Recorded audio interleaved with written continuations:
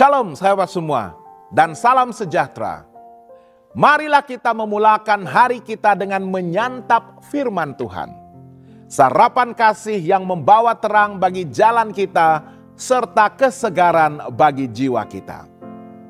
Dalam Kejadian 6 ayat 5 dan 6, firman Tuhan ada menyatakan, ketika dilihat Tuhan bahwa kejahatan manusia besar di bumi dan bahwa segala kecenderungan hatinya selalu membuahkan kejahatan semata-mata, maka menyesallah Tuhan bahwa Dia telah menjadikan manusia di bumi, dan hal itu memilukan hatinya. Sahabat semua, hari ini kita merenungkan satu ayat yang amat berat. Ayat yang menggambarkan hati Tuhan yang pilu dan berduka akibat dosa manusia. Kejadian 6 ayat 5 dan 6 membawa kita ke satu titik sejarah yang amat gelap. Di zaman Nuh, ketika kejahatan manusia bukan sahaja berlaku di luar, tetapi sudah menjadi budaya hati dan pikiran. Alkitab mengatakan bahwa segala kecenderungan hati dan pikiran mereka selalu cenderung kepada kejahatan.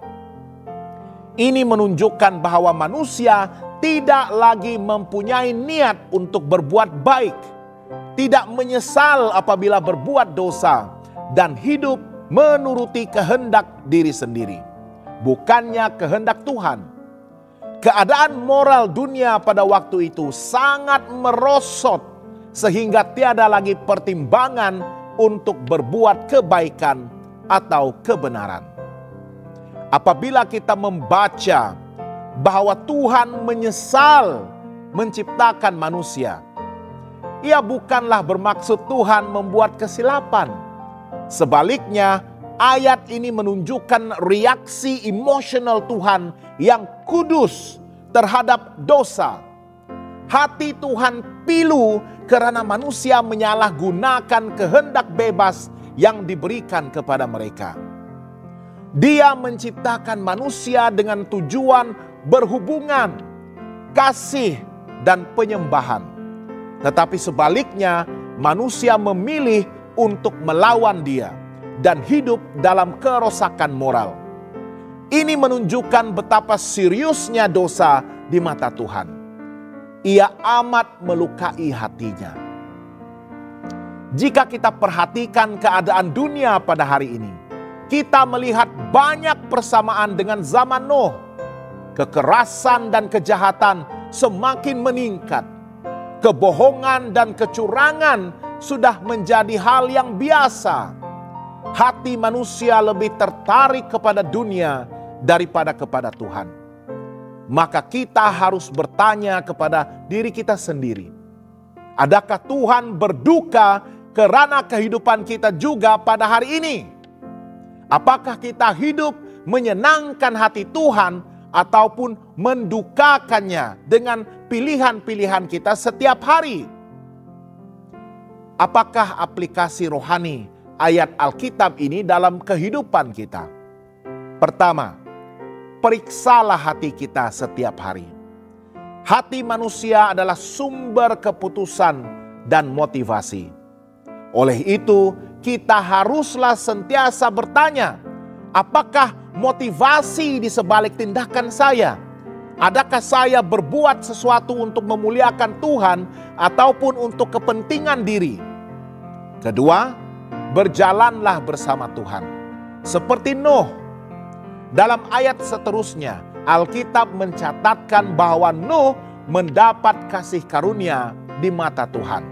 Dan bahwa dia berjalan dengan Allah.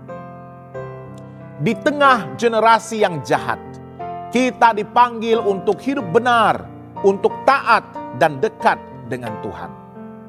Ketiga, kita haruslah melihat dosa dengan lebih serius.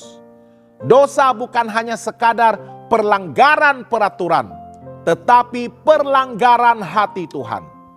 Kita harus belajar membenci dosa dan tidak memandang remeh sikap atau tindakan yang bertentangan dengan firman Tuhan.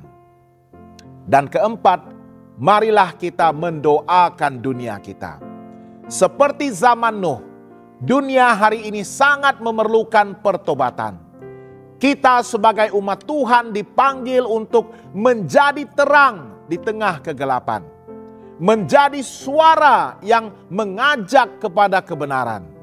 Dan menjadi pembawa harapan dalam dunia yang haus akan kasih Tuhan. Sahabat yang dikasihi Tuhan, Kejadian 6 ayat 5 dan 6 adalah satu peringatan bahwa dosa menyakitkan hati Tuhan.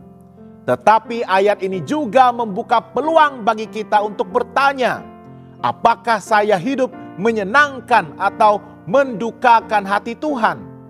Janganlah tunggu sehingga dunia menjadi semakin rosak. Mulakanlah dengan diri kita sendiri. Pilih untuk hidup benar, pilih untuk bertobat setiap hari, dan pilih untuk berjalan dengan Tuhan seperti Nuh. Tuhan masih mencari orang yang hatinya tulus dan setia.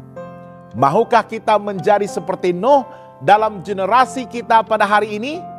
Apakah bahagian hidup kita yang perlu dibawa kembali kepada Tuhan pada hari ini? Jangan lupa untuk melayari dan subscribe saluran YouTube kami di youtube.com/@hoptvmalay.